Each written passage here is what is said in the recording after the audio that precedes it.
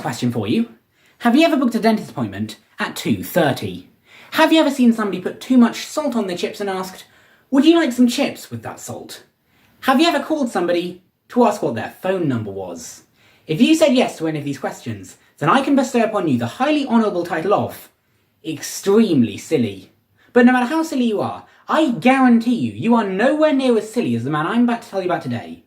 Because Jonathan Lee Riches has filed 2,600 lawsuits since 2006. And those lawsuits are, and I don't use this phrase lightly, very, very silly. For instance, one time he sued Rockstar, the creator of GTA, because playing GTA caused him to commit wire fraud, which was why he was now serving a time in prison. Additionally, GTA encouraged violence and racism, which is why his fellow inmates who'd been playing too much GTA were probably going to beat him up. Because as we all know, a chalk white guy from Pennsylvania definitely has to fear racist violence in an American prison. He also said that the sexual and violent conduct offended him, and he also didn't like that he wasn't allowed to play video games in jail, and viewed it as discrimination. A year later, in 2009, he declared that Guinness had awarded him the title of most litigious person in the world, saying that he had filed 5,500 lawsuits in his life. In reality, according to him, he had only filed 4,000 lawsuits in his life.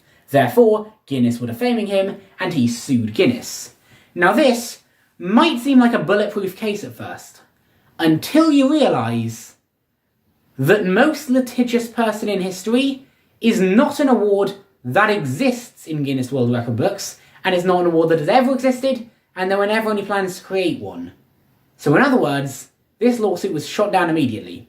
Anyway, he eventually got out of jail for wire fraud in 2012, however, a few months later he violated his parole by going to another state and impersonating the uncle of the Sandy Hook shooter 2 days after the Sandy Hook shooting. He said that the Sandy Hook shooter, apparently his nephew, had been taking psychotic drugs and got the New York Times to publish an article about it.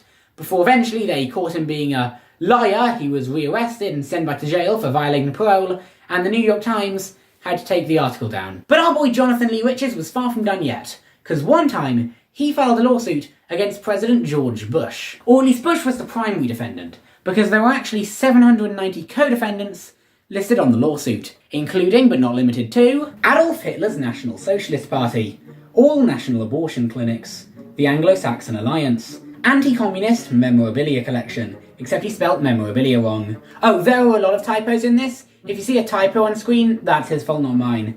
The Aryan Brotherhood, Area 69 Alien and UFO Research Center, which is something from GTA. The Aztec Pyramids, the Assassins of Serbian Prime Minister Zoran whatever, Ben and Jerry's Ice Cream, Berlin Wall Demolition, Usama bin Muhammad bin Laden, Brooklyn Bridge, Brotherhood of the Snake, Byzantine Republic Army, Caesar's Palace, the Magna Carta, Catholic Church gay Catholic priests, Chechen rebels, Chernobyl nuclear power plant, Charles Dickens, Dostoevsky, Dunkin' Donuts, except he's spelled Dunkin' wrong, Earth Liberation Front, ELF, the FBI is on there twice, he spelled that right luckily, the G8 Summit, quote, gangs in Hong Kong, the Garden of Eden Gay Pride Parade, the Geneva Convention, the Grand Wizard of the Ku Klux Klan, the Great Wall of China, Che Guevara, Holocaust survivors, Holy Grail, Quran, Hoover Dam, House of Rothschild, the Hubble Space Telescope, Saddam Hussein, 1 to 95 interstate developers, the Irish Republican Army, Kim Jong-11, I think he meant to say like Kim Jong-il or something,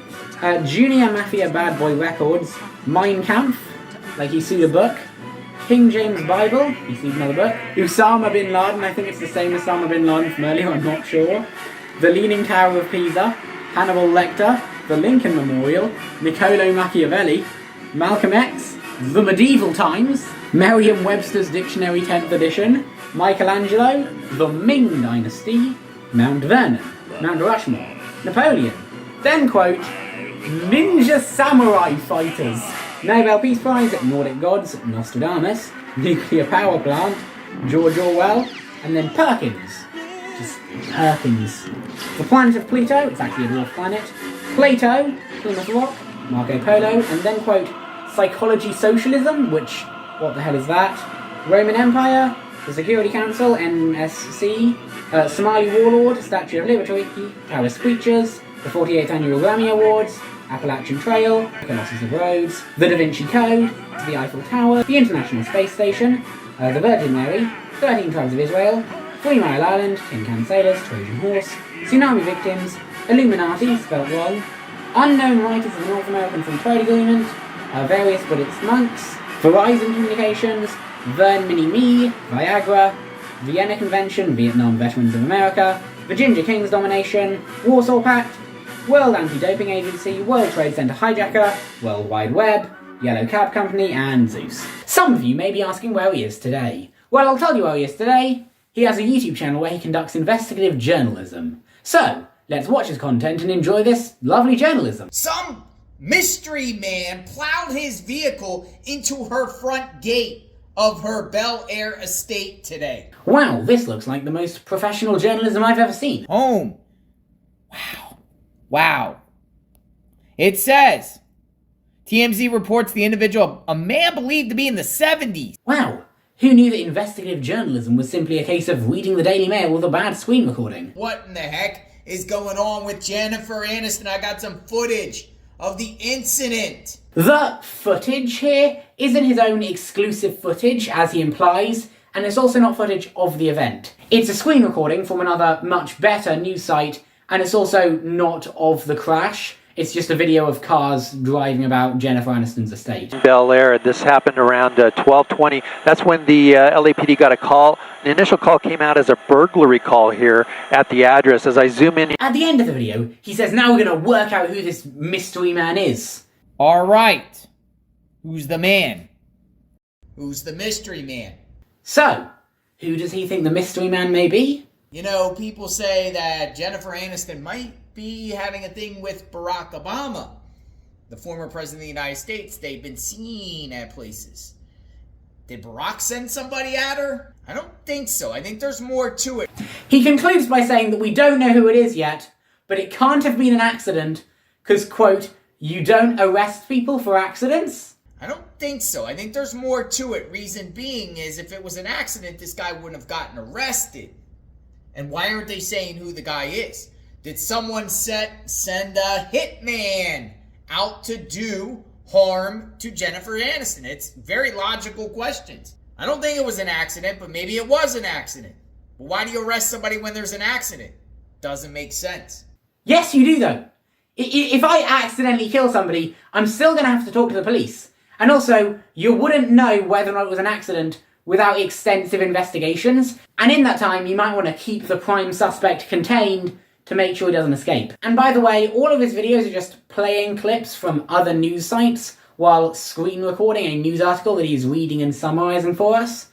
And that is not investigative journalism, that's commentary. And by the way, there's nothing wrong with this. There are so many YouTubers who do exactly that, and we call them commentators. But don't call yourself an investigative journalist when you barely, arguably, sort of do journalism, let alone investigations. But while we're here, I thought it would be fun to discuss who's been involved in the most lawsuits in their life. My first theory was Thomas Edison, and this is because Thomas Edison had 2,332 patents in his life, 210 of which were related to film production. So as you can imagine, every single filmmaker in early 1900s America absolutely hated this man's guts, especially because he had some horrible cartel which went around enforcing his patents by breaking kneecaps. And so, all the filmmakers moved to California, and the reason this is significant is because Thomas Edison lived exactly on the East Coast. So, if Thomas Edison wanted to enforce his intellectual property rights, he would have to navigate the complex bureaucracies of a Californian court from the other side of the continent using early 1900s communication technology. In fact, one of the reasons that Hollywood is in California, apart from the fact that Hollywood is just a convenient place to film stuff, is that they all ran away to California to make it much harder for Edison to sue them. So knowing what I knew about Thomas Edison, I expected him to absolutely crush this competition. When I was researching who has had the most lawsuits in their life, I thought Thomas Edison would take it by storm, win it by thousands. But no.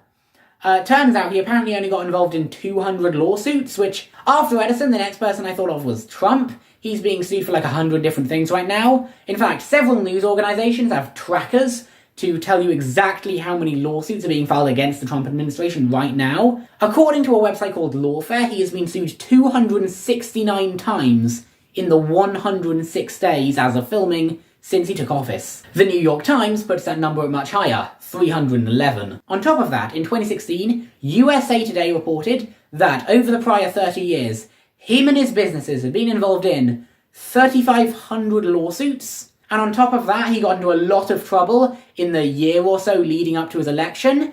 We know he had 34 felonies by the time he was elected, and in the aftermath of the 2020 election, he and his allies filed over 60 lawsuits to try and overturn that election. Didn't work. My point is that Trump has been involved in at least like 4,000 lawsuits at this point, at least. So I thought Trump had won it.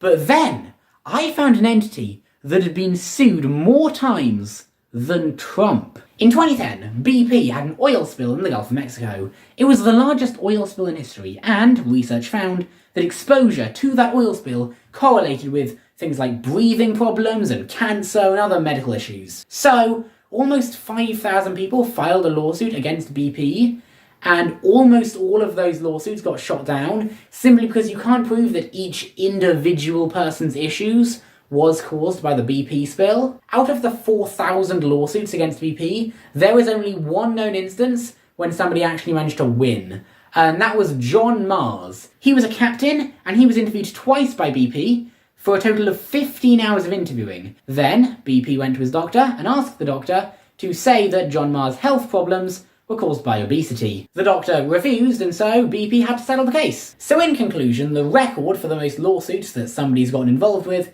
is BP at over 4,000, Trump second place,